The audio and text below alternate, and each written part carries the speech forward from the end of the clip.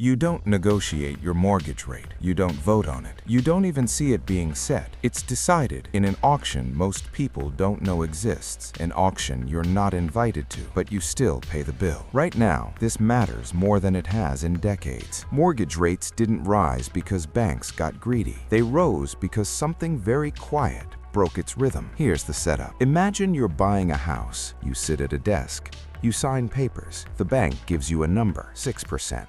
7%, maybe higher. It feels personal. It isn't. That number was mostly decided weeks earlier by traders staring at screens, bidding against each other over government debt, specifically U.S. Treasury bonds. Here's how it works in plain language. The U.S. government needs to borrow money constantly to roll old debt, to fund deficits, to keep the machine running. So it sells bonds, not casually, through scheduled auctions, big ones.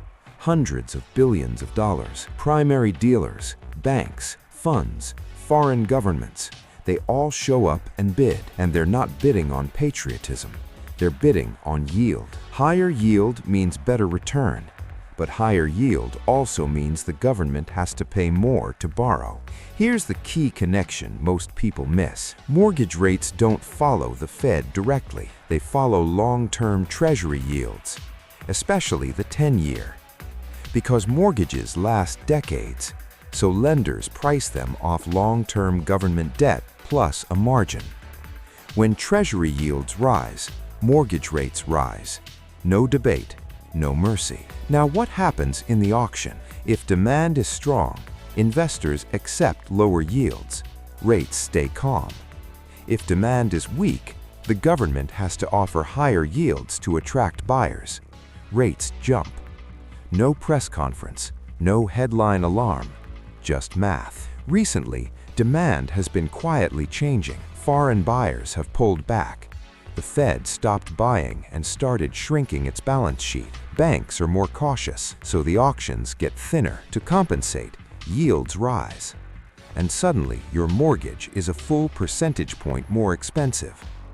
On a $400,000 loan, that's over $100,000 extra over the life of the loan, from an auction you never saw. Here's the uncomfortable part.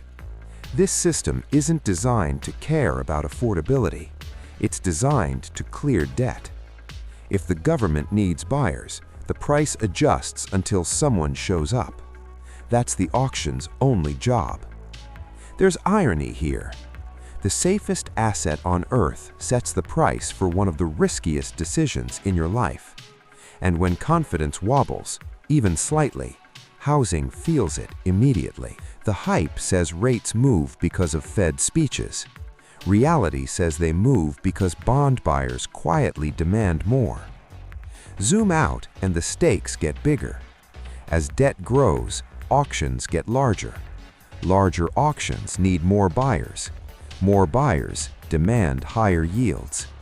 It's a feedback loop, and every turn of that loop tightens financial conditions for households first. So here's the unresolved question. What happens when the auctions keep working, but only at prices the real economy can't afford? Because as long as this invisible auction exists, your mortgage rate isn't about you at all. It's about whether the world still wants to lend to the system behind you.